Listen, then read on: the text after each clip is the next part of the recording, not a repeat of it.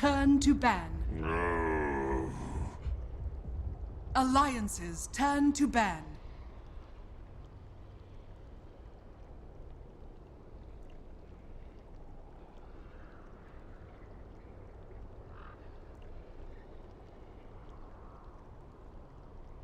Ten seconds remaining. 5 seconds remaining. Reserve time.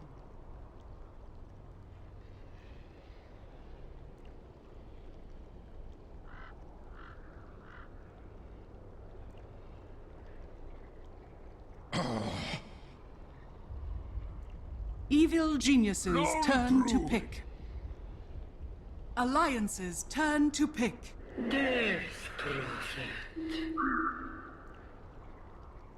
Evil geniuses turn to pick.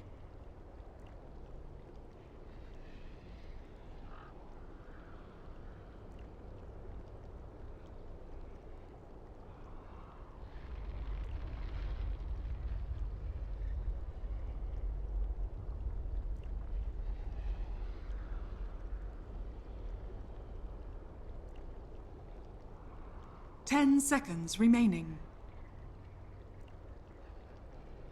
5 seconds remaining. Reserve time.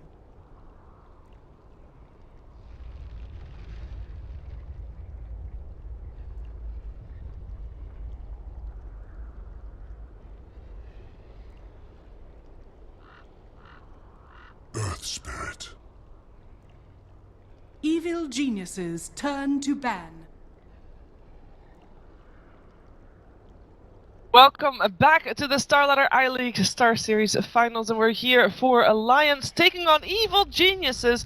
With me, Winter is back, K-Pop is of course still with me, and we are actually going to talk about this matchup at the same time as the draft is going on, because apparently, who needs a lunch break? We can eat at our computers, we can eat it at our desks, we're fine.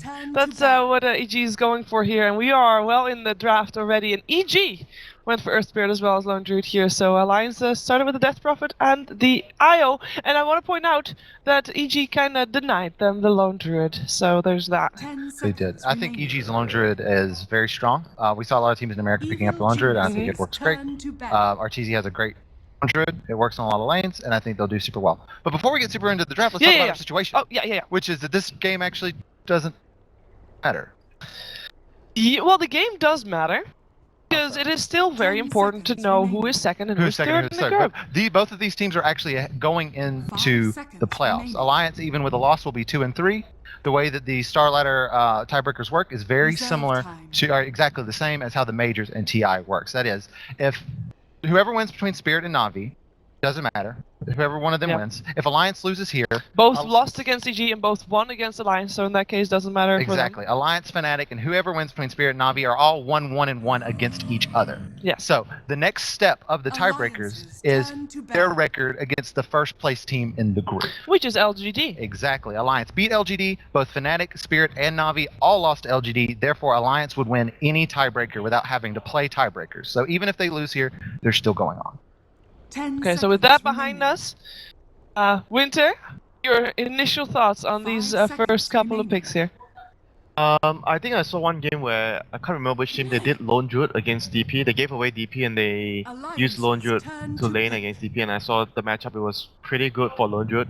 And you guys, I know you guys mentioned it was probably also a deny break. They didn't want to give Bulldog to Lone Druid, but it might also be the plan that they wanted to leave strong heroes in the pool, and they believe that Lone Druid will be able to do very well against Death Prophet in the lane. So they might actually lane that hero mid. The Lone Druid, when they the last time, was it RTZ? I'm almost certain it was RTZ, yes. I don't think Universe really plays it much. They usually play the America strat is to run it safe lane generally. The America strat. You call that the NA strat? No, I don't call it. It's not Just NA. because- It's not NA because they're South American teams. It's America, not NA. Just because EG There's South American plays teams it? involved. I can't call it NA. No, but just because EG plays it? Well, no, it's Because they're the only American team that up next to Complexity, as in that... that's here. But like I'm talking in the America qualifiers, we saw a lot of Lone Druid as well. Wow, okay. They're on the safe lane, all of them. Almost always in the safe lane. Evil Almost all of them. geniuses There's turn exceptions to to the pick. rule. Oh, I really like Disruptor. I think Disruptor... What's the win rate of Disruptor on this patch? It feels like it should be very high. Not sure. Let me take. I think it's pretty solid. I think his elo gain's pretty good as well. It's a pretty good hero. Like he can actually fulfill the role in the last patch where you always have to like these last two patches. He has 59 and 48. There's gonna be 55%. one support hero that goes mid to hit the enemy mid laner. Disruptor can also do that, like 10 fulfill that role. seconds remaining. It's very good at catching out heroes. I think at the summit we saw BP use 5 Disruptor to seconds very remaining. good effect. You got a lot of pickoffs when you win a fight because no one can escape the glimpse. It's very good against Earth Spirit as well, because if you try to boulder away, you can just glimpse him back. You can silence him so that he can't boulder away to begin with. So I think it's a really good hero in that regard. Now for Alliance, I'm mostly curious to see how they're gonna use that Io, who they're gonna pair him up with. We often see Io banned out against Alliance just because EGM is such a good Io player and he just is everywhere with that hero. So he does need a good partner in crime though. We have no Sven anymore, which is normally the go-to hero for Alliance lately. Any other usual suspects you want to see from them? Bristol or Weaver, I think Weaver is good versus Lone Joe, but not so good with the pairing of Io. I know when Bulldog plays Lone Joe, he doesn't like to go against Weaver. He thinks that Weaver will be able to deal with Lone, because you can actually use the swarm on the bear, so you actually kill the bear very easily. Yeah. And in the lane, if let's say you go 1v1 versus the Lone Joe, you can just go behind him and you directly harass him in the lane. So he's also really good versus Lone Joe in the lane. Okay. So you're saying Weaver for Alliance? Maybe, but it's not. If they would go for that, would you save it for last pick or would you go 10 fourth pick? seconds remaining. Probably maybe last pick. But if you're talking about the partner with Io, I think Bristol 5 Black seconds could also be remaining. Well, they can go both because Loda still also needs a hero. Alliances technically, turn but to pick. if your cores are Bristleback, Death Prophet and Weaver, it'll be too greedy. You need someone that doesn't need so much farm.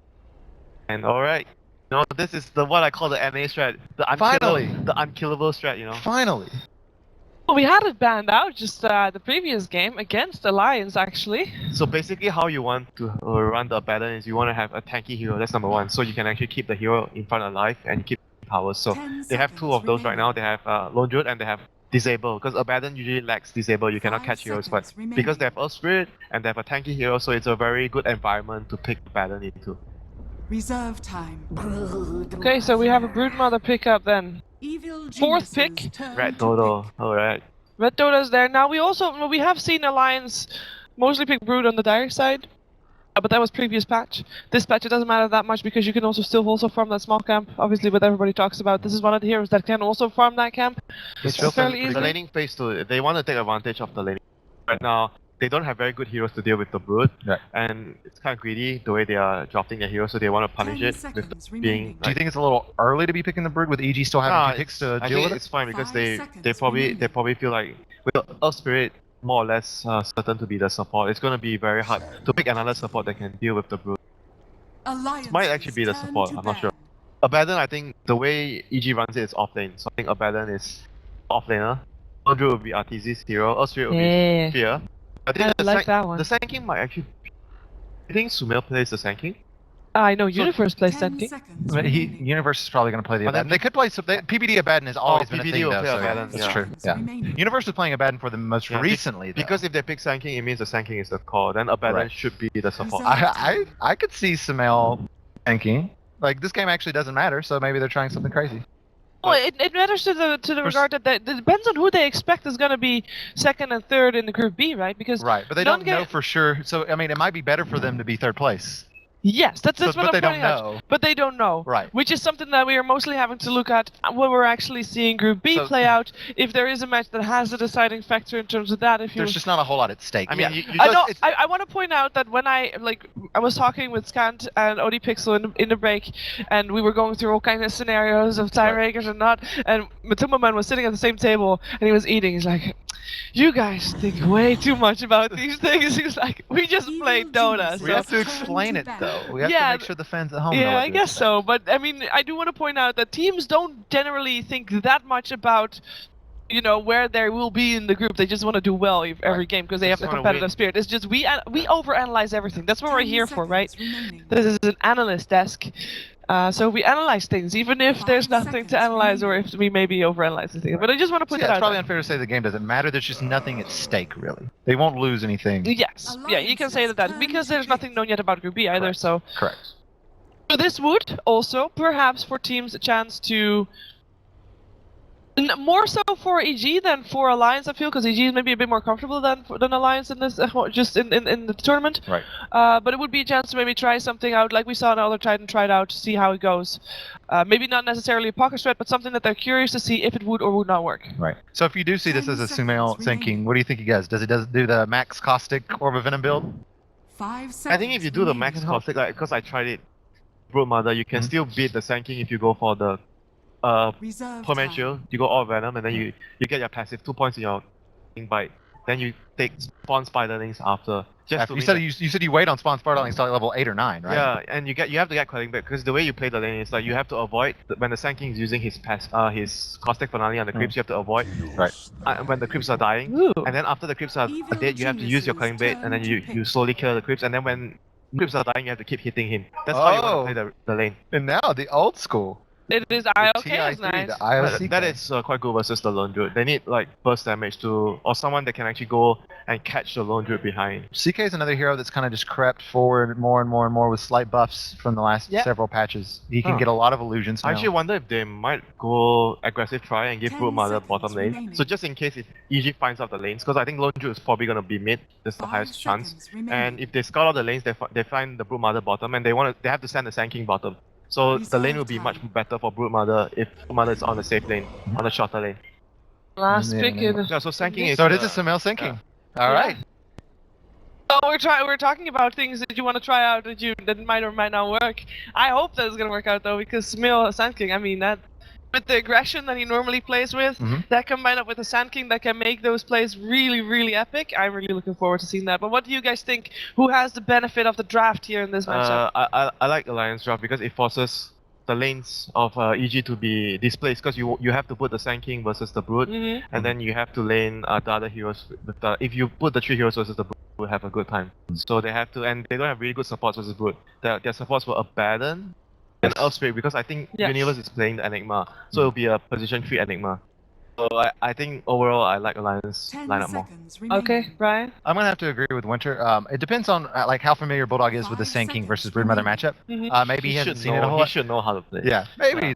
Yes, we'll see if he waits on Spawn Spiderlings or not. Because there's 2 ways you can play. You can Right. do that, or you can just use Spawn Spiderlings, but you creep skip. Right, But I exactly. don't really like that more. If he's on a safe lane, it's not possible. Right. So it depends what lane he's on. Yeah.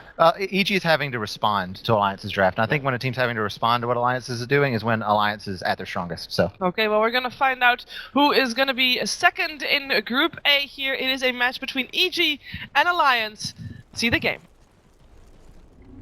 First, it's myself and Scan that's going to be walking through this game with you lovely ladies and gentlemen at home. It's EG versus Alliance, and what a few hero picks we have. It's, my goodness. I mean, we're ending the draft with the Enigma coming out, revealing the fact that Sumail is going to be on the Sand King. We're seeing CK, I mean, Loader. What year is it? It's coming back, the CKIO. You were talking about it, Scan, throughout the whole draft, how the CK, this could potentially be a good game for it. You did also mention there was the risk of picking it as EG had the final pick. Is the Enigma an answer to the CK here by EG? Or do you feel it's still a great game for the Chaos Knight? It's pretty good. I would go as far as to say that if Alliance had the last pick, they took the CK, and EG hadn't taken something that's good against the CK, Alliance were like solidly ahead in the draft completely. The Enigma does help things out a bit, but I still agree with what Winter said at the end. Alliance have Brood. There's not that much to deal with the Brood that well. I don't think the supports are good at dealing with the Broods. It's all in the Sand King. And also the CK. There isn't that much to deal with the CK. If he gets very farmed, Chaos Knight is actually one of these like cheese heroes, which just Alright, Reality Rift here into the slow, and Sumail. He's going to have to level the Burrow Strike, get himself up to the high ground, munches on a mango, but Sumail in a bit of trouble. One more slap there from the man on the horse, and Loader getting himself the first blood, and on the best of starts there for Sumail. yeah. I mean, I want to still take that credit because I wasn't on the panel to argue with Winter, but I was calling CK all draft. You were? Part of the reason it wasn't just a good game for CK. This is a classic Alliance hero. This is a classic Loader hero. They're going to be very comfortable playing with the setup. And I think Alliance in the draft are a little bit ahead.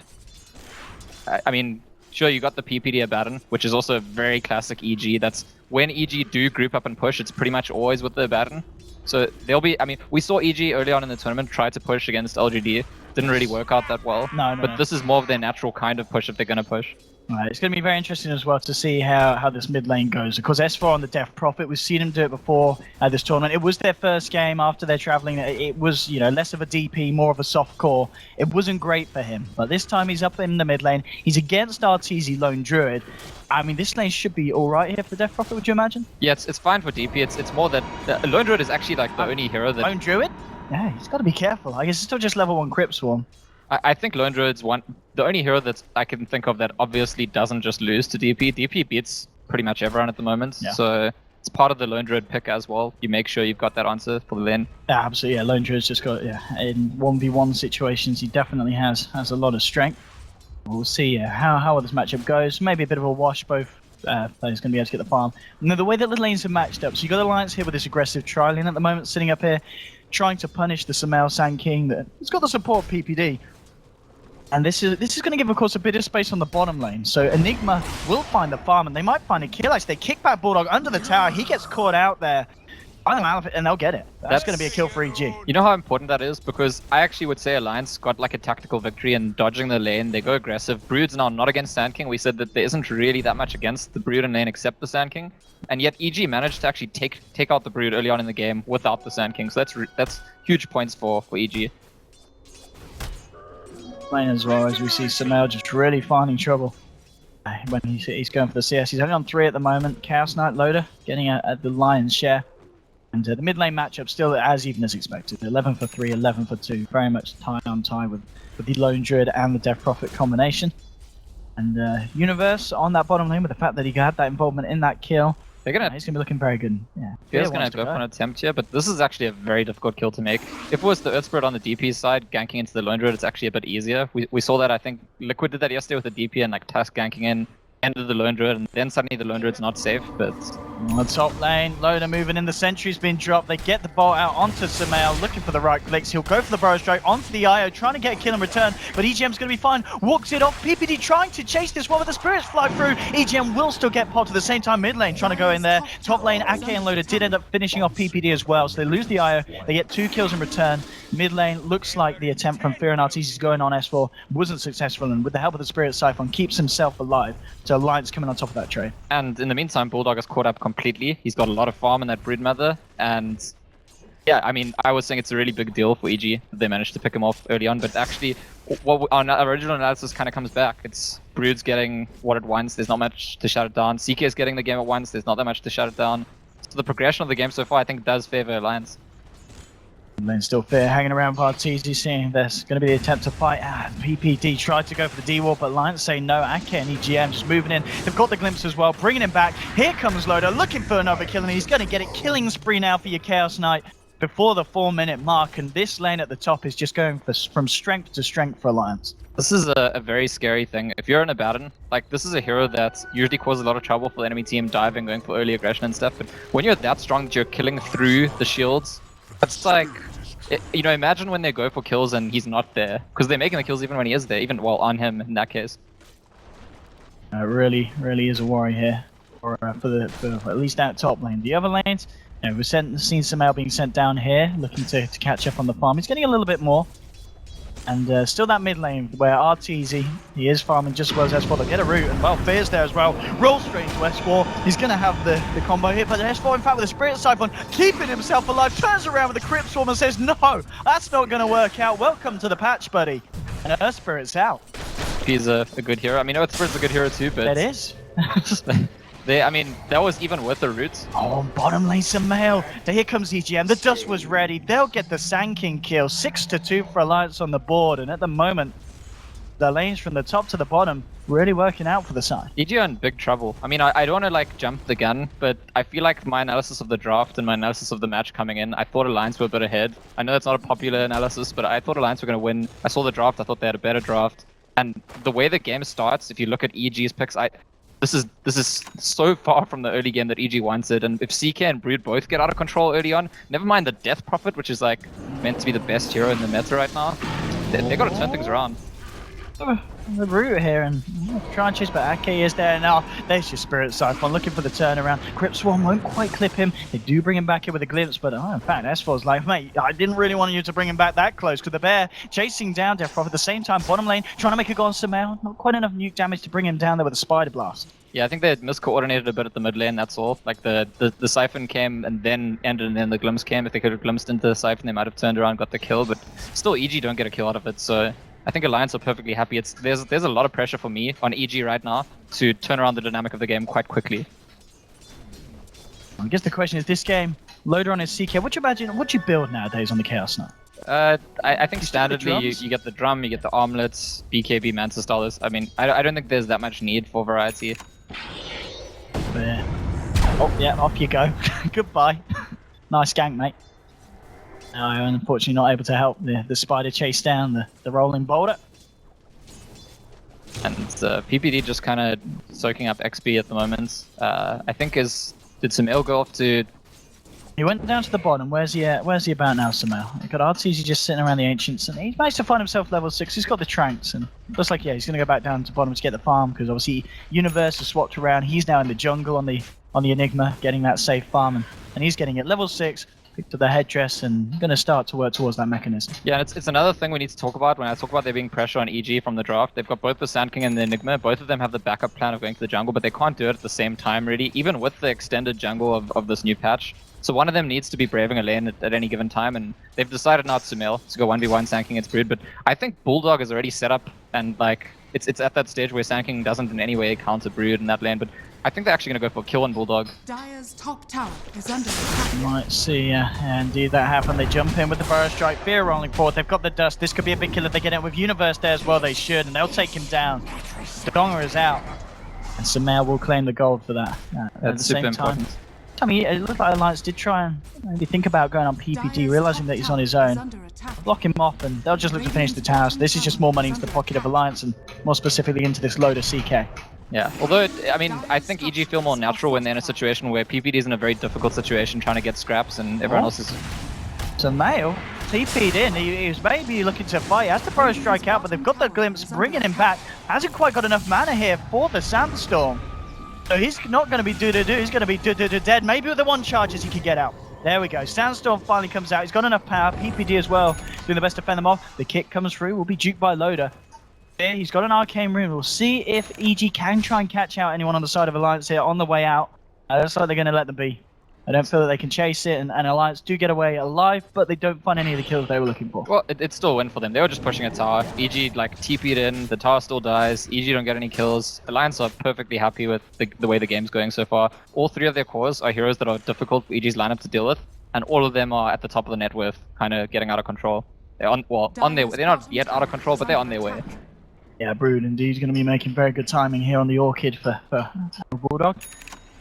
Minus recipe is done for Arteezy, so certainly going to be the farm potential for EG to turn it themselves in a bit of farm fest for the Lone Druid, but at the same time, you know, as you're mentioning, you don't really want to be doing that against the cause of Alliance, because the Chaos Knight is going to get very, very scary as the game goes on at this rate.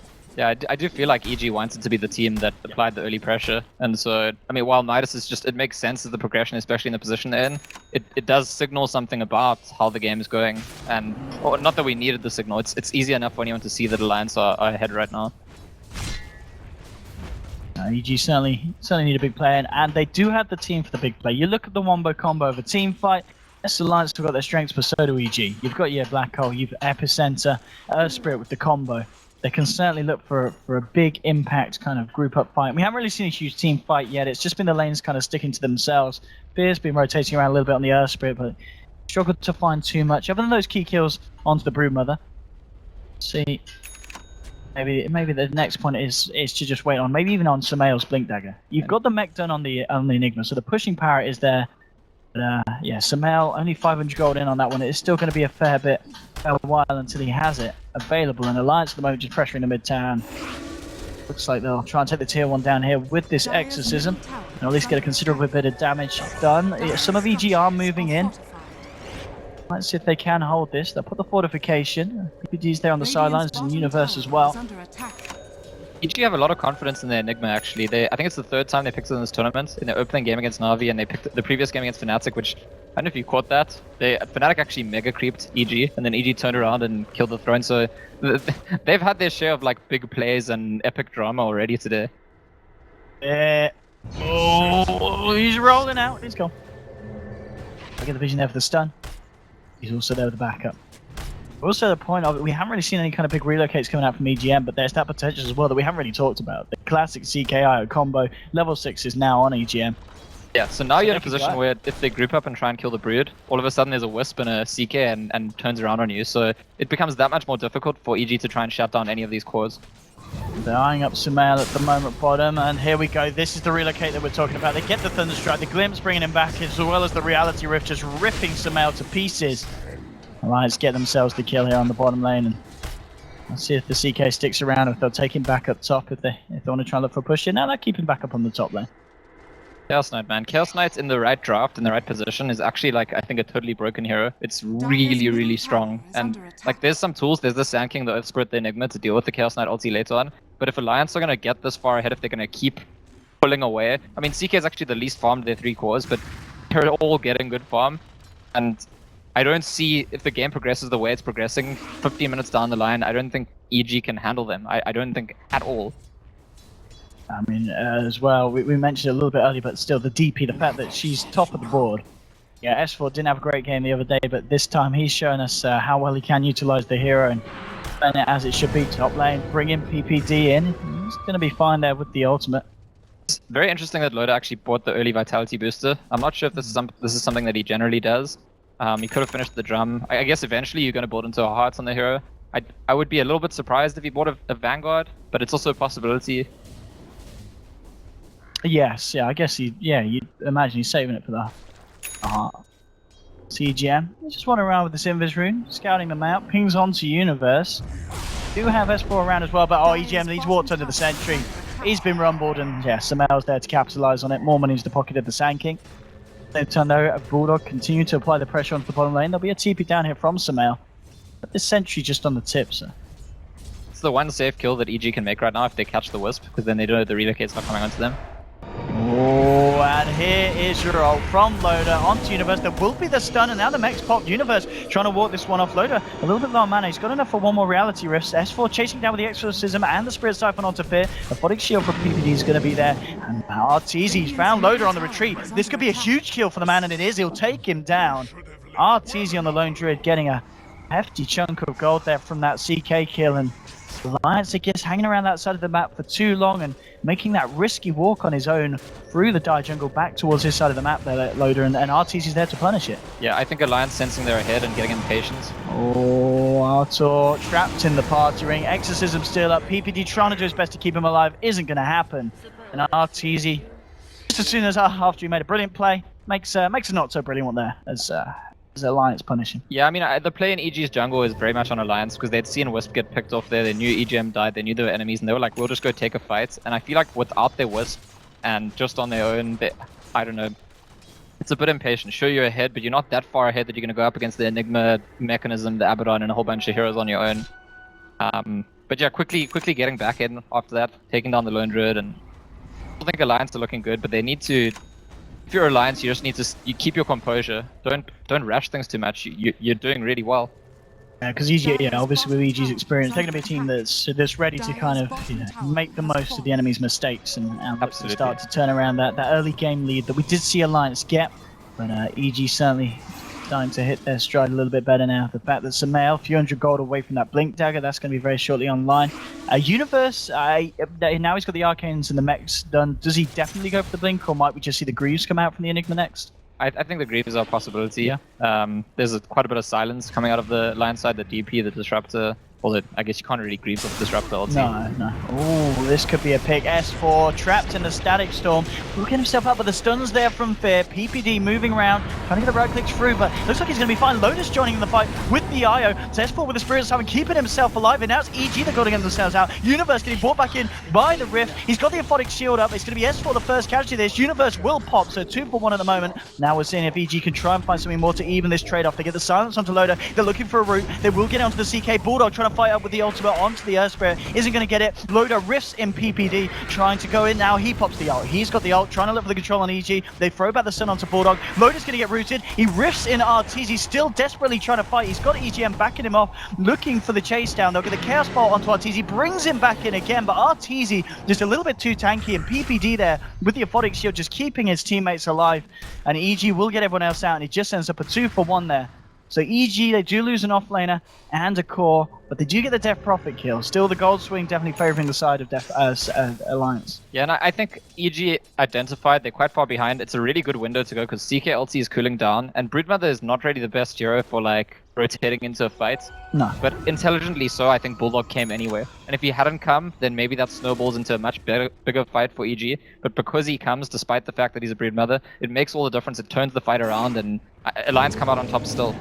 That's the window we're going to probably see for the rest of the game. When CK ulti's down, when DP ulti's down, that's when EG will always go for players. Yeah. I mean, a lot kind of rests on RTC's shoulders as well. We saw that he did survive, so he did manage to get, a fair bit out of the fight. He's now on 2k gold, which I imagine, yeah, he's still working towards the Radiance. He's just sitting on the minus and 2k. What's on the bear at the moment? Let's have a look. We can't see the bear. Yeah, we need to actually select the Spirit Bear. Give us the bear. Yeah, it's just the minus, yeah. And no, it hasn't got the phase boot yet, even on the bear. We'll get Scriff next time. And 6 at the moment, the side of Alliance. He says still with the edge. The Brood pick as well in the draft. Do you think that was something that caught EG a little bit off guard this game? Yeah, I think maybe, because EG started very early on in the draft with 2 supports in the Earth Spirits and the Baron. And like, sure, maybe you could say they're representing the Baron as the offlane, but I felt like it was probably going to be a support one. At that point, you pick the Brood, and it's like, now they kind of force EG to pick a hero, which deals with the Brood, which is the Sand King. I think EG get a bit lucky that the Sand King is quite good against the Brood and against the Chaos Knights, because if that one hero wasn't good against both of the things they had to deal with, I think it might be beyond redemption. As it stands with the Enigma, with the Sand King, with the EG have all the ingredients in this game to like mount a big comeback or to take a big fight and then be fine. So again, there's pressure on Alliance to make sure that they don't make those mistakes, because EG is a team that we absolutely trust to punish mistakes. EG now, with that Blink Dagger on Sumail, they're going to look to punish the side of Alliance somehow. They smoke up, see what they can do in terms of catching out. Mid lane is the Disruptor and the Death Prophet.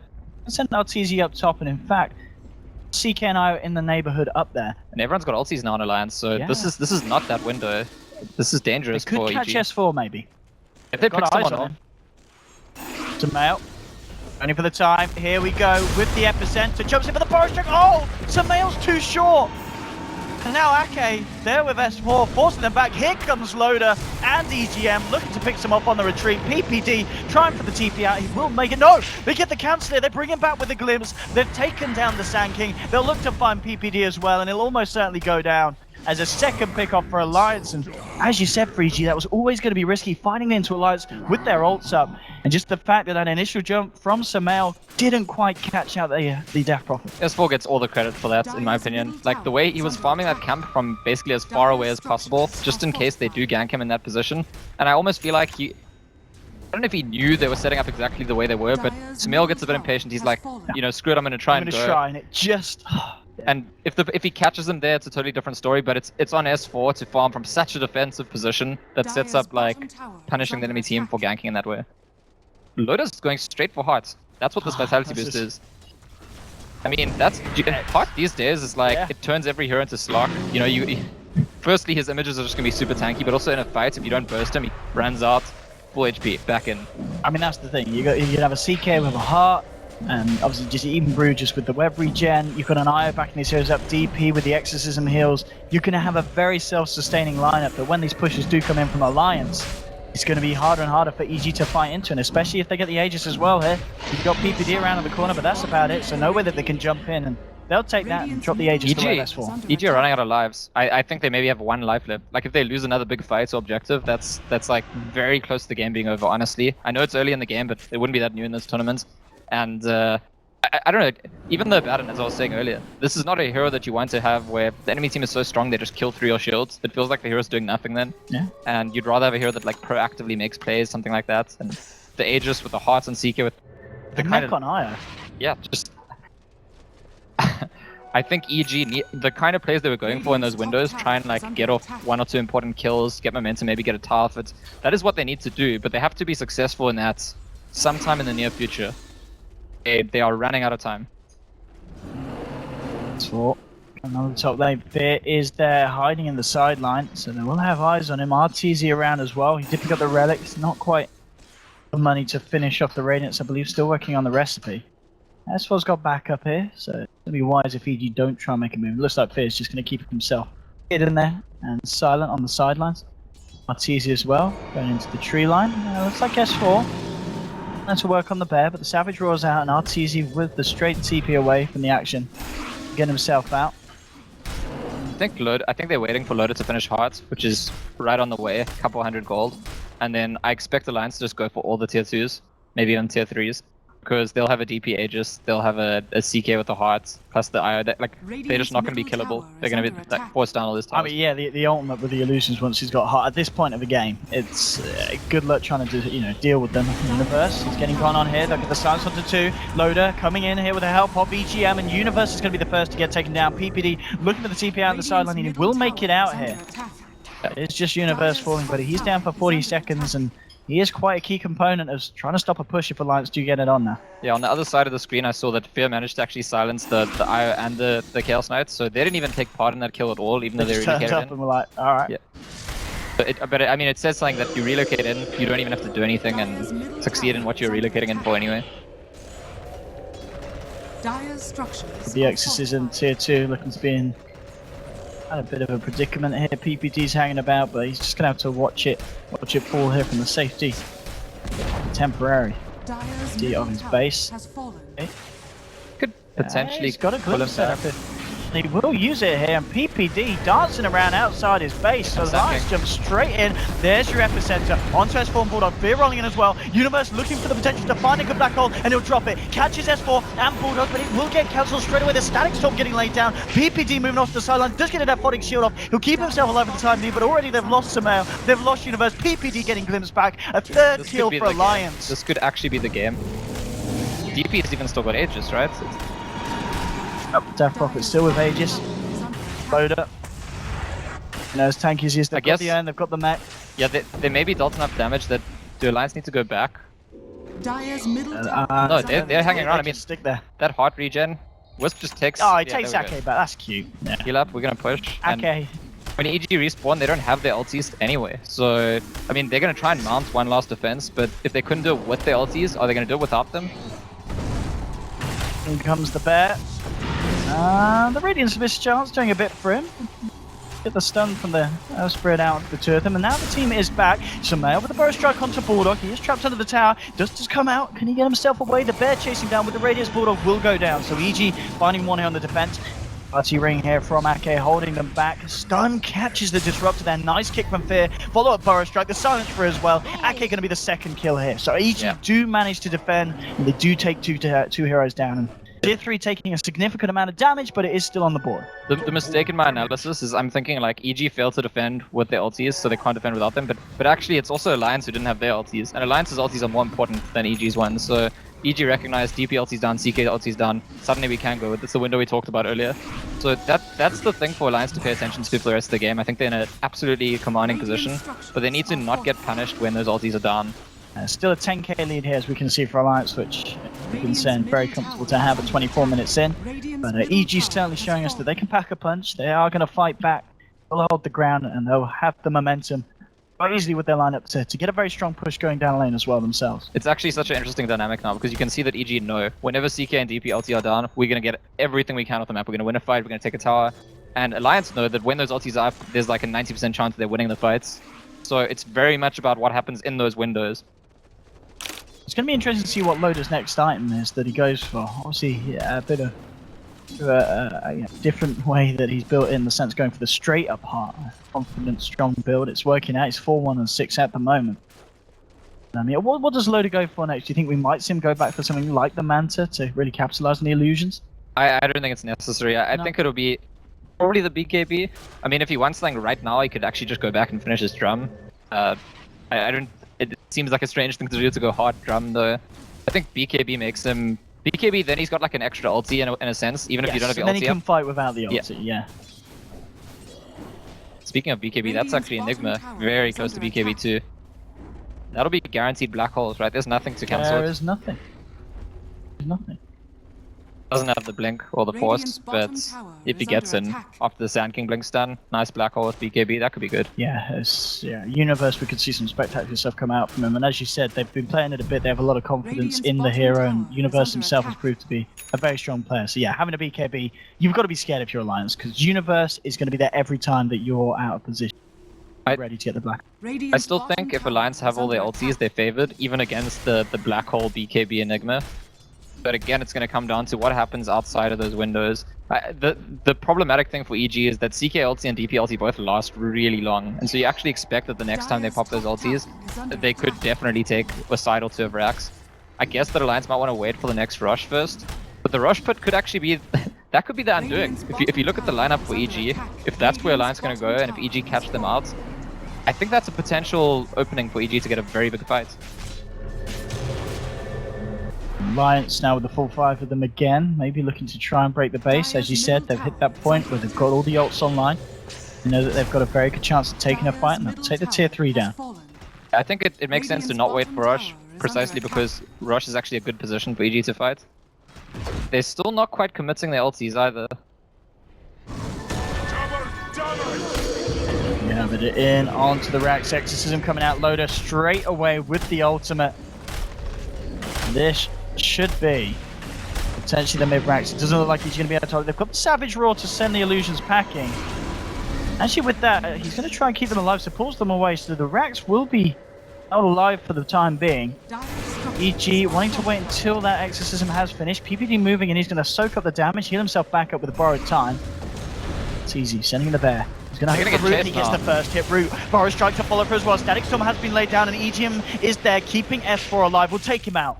EGM there with the save, bringing S4 back to base. Al Bulldog's just sitting there. He says, alright, I'll pick up the melee racks. And now he's trying to fight. He turns towards Fear, trying to go for it. Phonic shields out. Fear rolls back and Bulldog gets punished. He tries to go for the play, doesn't get it. Now Samael, straight up, BM epicenter onto EGM. EGM walks it off though, tethers across to Ake. Ake with the TP out. EGM is going to get caught. So they do lose the IO and the Spider. That's, I mean, well, it looks like Loda is actually going for Manta, but that's a good fight for EG. That's like in the position they're in, I think it's really good. Both the ultis were used, they only lost 1 Rax, they got a couple of kills, and I think Alliance maybe a little bit hesitant. Like, they looked indecisive to me. They poked their heads in, wanted to get the Rax without risking anything, and not, you know, fair enough. If they take the risk, if they commit and they all die, that's terrible. But the way they do it, they end up getting punished for the indecision all the same.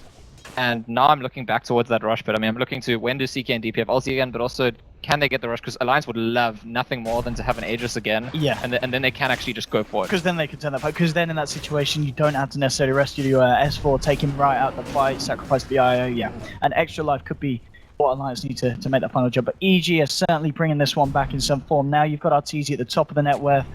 You know, we already know from the games that we've seen, from the amount of Lone Druid that's being played, this hero can be absolutely terrifying in the latter portions of the game. There's potential to be 12 slotted. You can push down lanes incredibly fast. One good fight and suddenly this man with the battle cry, extra 100 and whatever it is, some ridiculous amount of damage, chomping away at your towers, 150 bonus. It's, yeah. It must be so frustrating playing against EG because you get into this position where you're like, on paper you're so far ahead of them, they shouldn't be able to deal with you, but every time you give them like an inch, they just take a mile, and EG taking everything they can, recognizing when they have windows, when they can win a fight, when they can chase, when they can even get towers, and trying to slowly but surely fight their way back into this game. Just that ever kind of lasting threat of Universe's black hole. You saw in that last fight the fact that EG get the 2 kills, they didn't even need to use it. Radiant's middle tower Time Loader look to push down on the bonnet. He's got the backup of Bulldog and EGM here. Radiant's top tower is under attack. Sometime this is EG starting to catch up, close that gap, clear up some of the ejectors themselves. They've got their eyes on the top tower. It's easy just having the bear work away at it. More money here for the man. And actually, that's tier 2 on the top of the bottom left side of Alliance. The final tier 2 for EG is going to be defended. RTD coming in with a TP, and it looks like Alliance are already backing out. Bulldog sitting around here. I wonder if Loda now might be regretting rushing a heart, because the way he built up, I just feel like his thinking was, I'm gonna get the heart at a good timing, we're gonna push and they can't do anything. But if the push is not just, if they're not just like freely getting Raxes, then maybe he'd rather have built up in a way that's more appropriate for fighting with the drum, with the BKB. Because now he gets into this awkward position whenever they get to the enemy base. Do I send just the illusions in? Can I walk close? You could definitely see the logic of the heart pickup, but... Oh, EGM coming out on his own here. Samael and Fear jump straight in onto the IO, and EGM's down. Getting a little bit too greedy and coming a little bit too far away from his master there. As Loader was not in the neighborhood to help. Is that his Mantis Star complete on Loader? I think it is. Yeah, it should be here. Okay, so even more images, so that works with the approach of like, don't send your main and just send lots of illusions in. But again, my concern about that kind of approach, if Alliance's approach to ending the game is going to be like, every time we use our ultis, we just like, sort of poke at the Raxes from far away. I think each time they can get punished a bit by bit by bit, and eventually EG can just catch up. Let's see the players here. I like the split as well from the Sand King. Going for that Aghanims on the SK, which is something that I've not actually had the pleasure of seeing in a competitive game, but that item is going to be very scary, especially, considering Alliance are in a position where they're trying to push it to the high ground. You get yourself in there with a big Burrow Strike, hitting them all with a passive. That's going to be a ridiculous amount of damage in the team fights. I haven't even seen it in a pub yet. Like, I don't know what it looks like. I mean, I guess it just looks like a long Burrow Strike, yeah. But it's a long Burrow Strike, and it is the one, isn't it, where it affects everyone. Yeah, it has all the, yeah. Yeah, it's massive. It is massive. Okay. I mean, we're talking about the Burrow Strike here, not my, yeah. Because it's actually super important, because we're talking about how Enigma's Black Hole can't be cancelled if it's in BKB. Yeah. And if Sand King's got that really long range initiation, that means you catch the people for the Enigma to go in and get that Black Hole off. And the more the game progresses, the more I actually start to worry for Alliance that maybe they don't, they're not going to be able to close out the game. I still think it's probably advantage Alliance at this point. If they get this rush, like, they should be favored to get some Raxes with it too. Moment, I think EG would realize that they're starting to TP some people back, but there's going to be nowhere that they can get to here soon enough. And Loader takes it, because this is like, he wants to be able to fight, he wants to be able to just go in. Obviously that puts the target on S4, but I think EGM is going to be prioritizing saving S4 the way he did in the previous fight. Loader's going to be able to just like charge in with all his illusions and his hero, and that's part of the Chaos Knight actually. The fact that when you blink on people, all your images come with, that's how you kill them. If your images just have to like stand on their own without the hero, they don't fight that well, they're just like melee units that right-click things. Here we have out of Alliance, seeing if they can go Samael. Look at this positioning, he's waiting in the corners with an epicenter. It is needed, and if the side of Alliance do start to go a little bit too ham, and that is the thing here. I mean, EG's high ground defense is really good. These kind of two huge team fight ults. Alliance know what they're kind of setting themselves up for when they go in. They've just got to be very aware that multiple heroes don't get caught out. Get away just again with the Savage Roar, pushing it back, and well, they're able to still keep Alliance thinking. It's hard for Alliance to find this jump. In lane Samael. Broodmother finished their axe, so they're getting value, and remember, Loader's not committing his ulti yet, he's just spamming Manta every time. So there's nothing for EG to say, okay, they've used that thing, now we can go. And so it's a difficult position for EG. I think it's very intelligent of Alliance to do the split approach, and now Bulldog's going to start working on the top tower, I think. It's going to take a while, but they're not losing anything, Alliance, right now. Yeah. I mean, this is the EG. What's the plan here? They're going to start making run in onto bottom. They've already managed to get the kill on the IO. Universe with a 3-man black hole. Huge black hole from the man. EGM trying to come in with a save. S4's going to go down there. Bulldog as well to fall. There'll be a buyback from EGM. He came in here to look for a save, but this could be a dieback. Burrow Strike from Samael, and suddenly EG turning up, and it's Universe with the black hole that does it. He knew that he was waiting for that opportune moment, and he comes in with a big one, and now with Loader looking to be in dire straits as well. This is going to be a team wipe for EG. They hold the base, they bring him down, his Aegis is gone. They'll group up, EG ready for the party. Loader getting absolutely destroyed by the lineup, and suddenly, EG, bam! I think Alliance became complacent, almost like us. You know, we were watching the Brood split pushing because EG did nothing when they split push mid. So then we're like, okay, they're going to do nothing while they split push top. And Alliance probably thinking the same thing. Fine, we're split pushing, we're not committing. And all of a sudden, Wisp gets caught. I don't know if, I guess we didn't see, but the Wisp actually got picked off even before the black hole happened. And that was like a big problem, because once you see the Wisp is dead, you know you can just go in guns blazing, it's not going to save anyone. Then they catch the big black hole because Alliance are panicking that their Wisp went down. completely disastrous for Alliance actually, and I wouldn't be surprised if the gold graph is like starting to go EG's favor now. Yes. Oh, right. Yep. Right. Goodbye. Goodbye advantage that Alliance had. Straight down the way of EG. I mean, just Universe. He's a bit of a cool cat. You can imagine. He was just chill, waiting for the time. Walks in. Easy 3-man black hole. He's soaking it all in. Great stuff from Universe there. Now the fight will manage to catch out Arteezy, bringing him back into the pool. BKB from border, the Static Storm's good. Laying down onto 3, Sumail gets the burst strike of Loader, but now Loader bringing in Artor. Artor's going to go down, and now this is Alliance fighting back hard. Universe pops the BKB, trying to run, gets healed up by the Mist Coil. Loader continues to try and chase down this man on the Enigma. Will he be able to do it? Chasing through the trees. Universe looking for the Jukes. Is he going to make it? No, he won't. Crit to the back. Loader gets himself a double kill. PPD being hunted down by the Bulldog underneath the tower. He's got borrowed time, but there's backup coming in for the side of Alliance. More people throwing the bodies at PPD. PPD's going to get bodied. This time it's EG losing 4 heroes. And again, this looks like this could be a game that we just see going back and forth, depending on who's got the ultimates available. It's a classic symptom of a game of such high intensity as well. That what happens is a team gets a big win, and then they feel a bit too confident going into the next position, and then suddenly they get a big loss, and then the other team feels a bit too confident. But this is actually huge for Alliance now. EG are gonna have to throw some buybacks, I think, because DP and CK both have ulti. They didn't even use those to make those kills. Could definitely take at least a second set of racks here without the buybacks. What they're going to have? They're going to have some Mail and Fear here defending him. There's the buyback from PPD. We'll see if any more come out. Universe and Arteezy have it. Arteezy's going to do it, even with just 40 seconds on. So Mail Burrow striking forward, getting the stun onto 2. And now the TP in from Artor, but back to base, son. Loader's a bot racks as well. He's Illusions. And away is Sumail jumping forward. The boulder kick and Illusions. Match, but already a bit of damage done to that tier 3, and slow but painful siege is certainly apparent here from the lineup of Alliance. Does it remind you of any other Alliance games you've seen? It shows, I mean, EG have to respect how fast they push, how strong they are, that they've got like a bunch of heroes we're going to respawn in the next 20 seconds, they still buy them back. They have to, otherwise, you know, it doesn't matter if you're winning fights. Actually, EG won their previous game against Fnatic against Mega Creeps, but that was like, it doesn't happen that often. I think if Alliance get Megas and, you know, the near future in this game, that's pretty it for EG. And EG's sensing this, and actually, well, CK and DP ulti are down, this is their window. Look at the graph, back up to about 8k. Just these one fights, just these huge swings, because I'll get into this beefy point, and yeah, as you said, this is the opportunity. No ults on the 2 big cores. If you could plot the movement of the teams in this game according to like the DP and CK ulti, it would be literally like EG making the moves every time those are down, and then Alliance making the moves when they're up.